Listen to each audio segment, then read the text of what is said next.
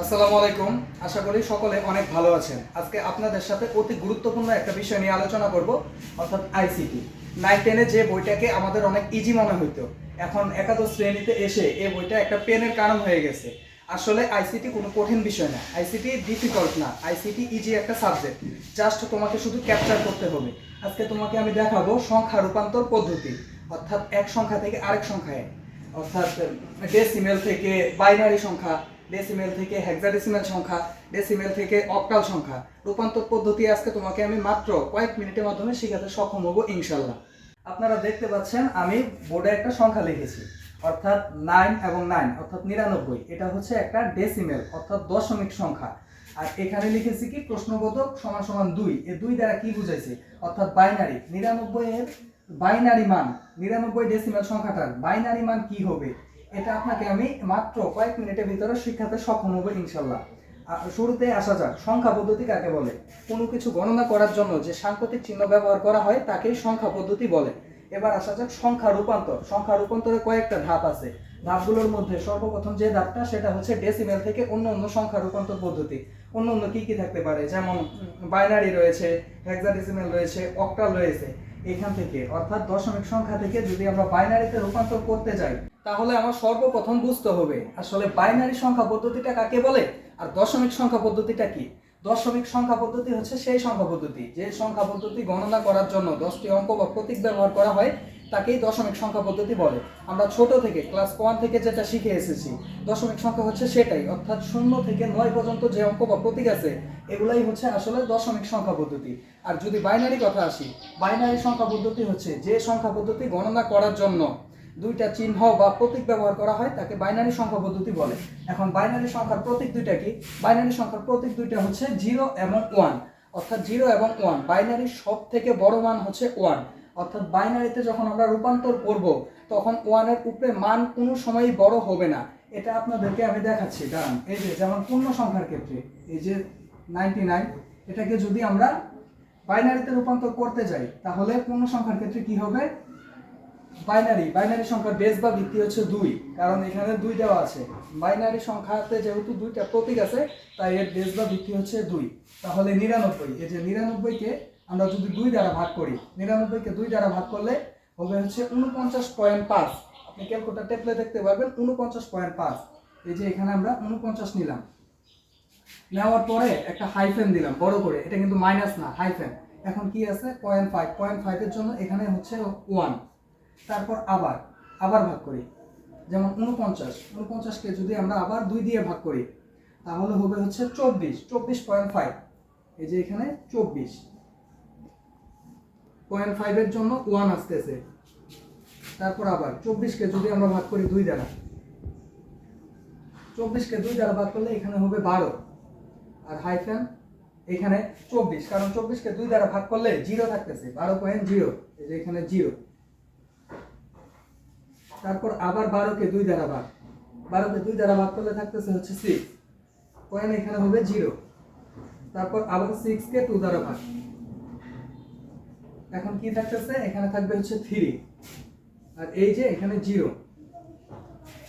তারপর কি আসতেছে 3কে আবার 2 দ্বারা ভাগ, এখানে কি আসবে 1, আর কারণ 1 আর থাকতেছে কি 1.5 মানে আবার 1।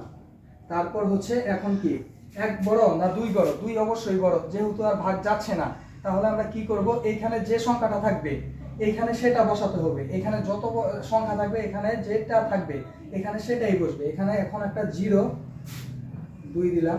এখন আমরা এই যে 99 ডেসিমেল সংখ্যাটার বাইনারি মান বের করার জন্য আমরা তো ভাগ করে ফেলেছি, ভাগ করার পরে এটাকে আমরা কাউন্ট করে নিব। কাউন্ট করার জন্য এই যে এখান থেকে, অর্থাৎ এটা হচ্ছে মোস্ট সিগনিফিক্যান্ট বিট, অর্থাৎ এমএসবি মোস্ট সিগনিফিক্যান্ট বিট থেকে লিস্ট সিগনিফিক্যান্ট বিট, এটা হচ্ছে এলএসবি। এমএসবি থেকে এলএসবি, অর্থাৎ আমরা নিচ থেকে উপরের দিকে যাব। নিচে কি আছে, নিচে আছে যেমন 1, তারপর আবার কি আছে 1, তারপর আছে হচ্ছে 0 0 0 0 0 0, তারপর 1 1, যে 1 1, এটা হচ্ছে আমাদের বাইনারি মান। অর্থাৎ সুতরাং 99 ডেসিমেল সংখ্যাটার বাইনারি মান হচ্ছে 110011, এটাই হচ্ছে আমাদের 99 দশমিক সংখ্যাটার একটা বাইনারি মান। এবার হচ্ছে দশমিক থেকে অক্টাল সংখ্যায় রূপান্তর। অক্টাল সংখ্যায় রূপান্তর করতে গেলে দশমিক থেকে সর্বপ্রথম আমার জানতে হবে অক্টাল সংখ্যা পদ্ধতিটা কি। অক্টাল সংখ্যা পদ্ধতি কাকে বলে? অক্টাল সংখ্যা পদ্ধতি হচ্ছে সেই সংখ্যা পদ্ধতি যে সংখ্যা পদ্ধতি সংখ্যা গণনা করার জন্য 8টি অঙ্ক বা প্রতীক ব্যবহার করা হয় তাকে অক্টাল সংখ্যা পদ্ধতি বলে। অক্টাল সংখ্যা পদ্ধতির সবচেয়ে বড় অঙ্ক হচ্ছে 7, অর্থাৎ অক্টালে কোনো সময় 7-এর উপরে যাবে না। আর অক্টালে যেহেতু 8টা অঙ্ক বা প্রতীক ব্যবহার করা হয় এজন্য অক্টালের বেস বা ভিত্তি হচ্ছে 8। এখন আমরা যদি এই যে 469 অর্থাৎ 469 সংখ্যাটাকে যদি আমরা অক্টাল সংখ্যায় রূপান্তর করতে যাই তাহলে ডেসিমেল থেকে যখন আমরা অন্য সংখ্যা পদ্ধতি যেমন বাইনারি, অক্টাল, হেক্সাডেসিমেল রূপান্তর করতে যাব তখন এই যে ডেসিমেল সংখ্যাটা আছে অর্থাৎ 469 এই সংখ্যাটাকে অক্টাল যেমন অক্টালে রূপান্তর করতে গেলে অক্টালের বেস বা ভিত্তি কত? বেস বা ভিত্তি হচ্ছে 8। এই 8 দ্বারা আমাদেরকে ভাগ করতে হবে পূর্ণ সংখ্যার ক্ষেত্রে।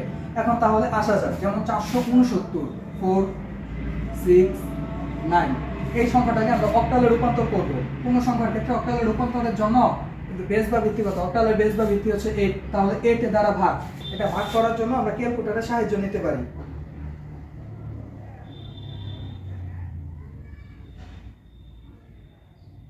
যেমন 469 ভাগ 8 আসতেছে হচ্ছে 58.625, অর্থাৎ এখানে আমরা 58 নিলাম, 58 নেওয়ার পরে একটা হাইফেন দিলাম, দেওয়ার পরে কি আছে 0.65। এখন আপনার ক্যালকুলেটরে আপনি কি করবেন, এই যে এই 0.65 তো এখানে বসাতে পারবেন না, এখানে একটা মান আসবে, এটার জন্য কি করতে হবে 58, আপনার ক্যালকুলেটরে 58.625 এসেছে। এখন আপনি ক্যালকুলেটরে -58 করেন, করার পরে আসতেছে 0.625 এর সাথে আপনি বেস বা ভিত্তি কত 8, এই 8 দ্বারা গুণ করেন, আর আসতেছে কত 5। এই যে আপনি এখানে 5 বসান, তারপর আবার একই ধাপ, কারণ 8 তো ছোট 58 তো বড়, 58 কে ভাগ করতে গেলে আবার 8 দ্বারা 58 কে ভাগ, 58 ভাগ 8 7.25 এসেছে। 7.25 যেহেতু এসেছে আমরা 7টা কাউন্ট করে নিলাম, নেওয়ার পরে হাইফেন দিলাম। এখন 25 তো এখানে বসাতে পারবো না, এখন আমরা কি করব ক্যালকুলেটরে ইকুয়াল চেপে 7 আবার মাইনাস করব, 7 মাইনাস করার পরে 0.025 এর সাথে কি করতে হবে বেসে 8 বা 8 দ্বারা গুণ করতে হবে, গুণন 8 আসতেছে হচ্ছে 2, এখানে 2 দিলাম, 2 দেওয়ার পরে এখন আবার ভাগ দিতে হবে। যেমন এখানে 7 তো ছোট, 8 থেকে 7 ছোট, এখন আর ভাগ যায় না যাওয়ার কারণে এখানে 8 দিলাম, আর এখানে যে সংখ্যাটা থাকবে এখানে এটাই বসাতে হবে। এখানে যদি 6 থাকতো এখানে আমরা 6 বসাতাম, 5 থাকলে 5 বসাতাম, এখানে যেহেতু 7 আছে এখানে আমরা 0 দিয়ে এখানে যে সংখ্যাটা আছে এই যে এটা বসাতে হবে।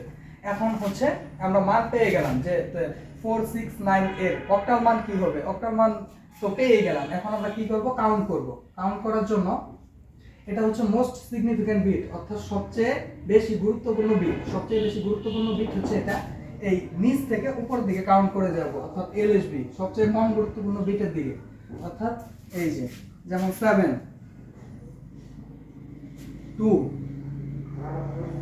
এবং 5, এটা হচ্ছে 469 এর মান, 0.469 এর মান হচ্ছে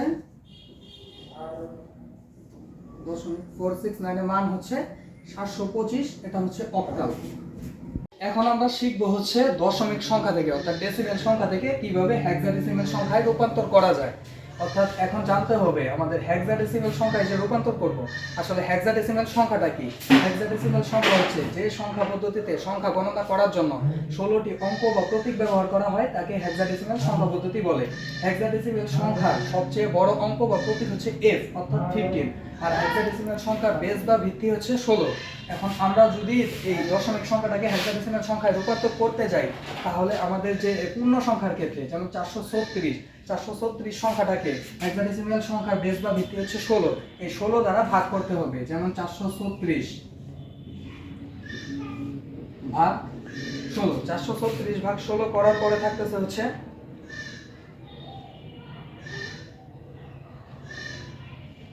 434 ভাগ 16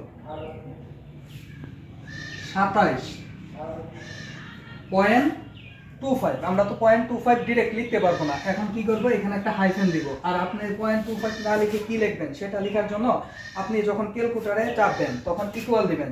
ইকুয়াল দেওয়ার পর যে 27.25 মানটা আসলো, এখন ওই 27.25 মান থেকে আপনি -27 করবেন। 27 করার পরে থাকতেছে হচ্ছে আপনার 0.25। এই 0.25 এর সাথে আমরা জানি যে হেক্সাডেসিমাল সংখ্যার বেস বা ভিত্তি হচ্ছে 16, তাহলে আমরা 16 দ্বারা গুণ করব। 16 দ্বারা গুণ করার পরে আস্তে আস্তে হচ্ছে 4, এখানে আমরা 4 দিব। তারপর আবার এই 27 কে আবার আমরা 16 দ্বারা ভাগ করব, যেহেতু 27 16 থেকে বড়। 27 ভাগ 16 আস্তে আস্তে হচ্ছে 1.6875। এখন আমরা 6875 তে ডাইরেক্ট লিখতে পারবো না, আবার আমরা একই কাজ করব, অর্থাৎ ইকুয়াল চেপে -1 দিলাম। দেওয়ার পর থাকতেছে হচ্ছে 0.6875। এখন আমরা 0.6875 তো ডাইরেক্ট লিখতে পারতেছি না, ওই যে ওইটা আছে ওইটার সাথে আমাদের হেক্সাডেসিমালের মান কত 16, এটাকে গুণ করব। গুণ করার পরে আস্তে আস্তে কত 11 অর্থাৎ 11 আসার পরে এখন আবার এই যে একটা যে আছে, 1 থেকে তো 16 বড়, 1 থেকে 16 বড় হওয়ার জন্য এটা তো আর ভাগ যায় না। ভাগ না যাওয়ার কারণে এইখানে যে সংখ্যাটা থাকবে এইখানে সেটাই বসাতে হবে, অর্থাৎ হাতের ডানে সেটাই বসাতে হবে। এখানে যদি 2 থাকতো আমরা এখানে 2 বসাতাম, এখানে যদি 5 থাকতো এখানে 5 বসাতাম। 0 এখানে 0 দিয়ে এখানে যে সংখ্যাটা, এখানে 0 দিয়ে এইখানে যে সংখ্যাটা থাকবে, অর্থাৎ এখানে 7 থাকলে আমরা 7 বসাতাম। এখানে যেহেতু 1 আছে তাহলে 1 বসালাম। বসানোর পরে এখন আমরা কাউন্ট করব যে আসলে 436 এর হেক্সাডেসিমাল মান কত। আমরা নিচ থেকে উপরের দিকে যাব, অর্থাৎ এটা হচ্ছে মোস্ট সিগনিফিক্যান্ট বিট এমএসবি, অর্থাৎ সবচেয়ে বেশি গুরুত্বপূর্ণ বিট থেকে এলএসবি সবচেয়ে কম গুরুত্বপূর্ণ বিট সেদিকে যাব।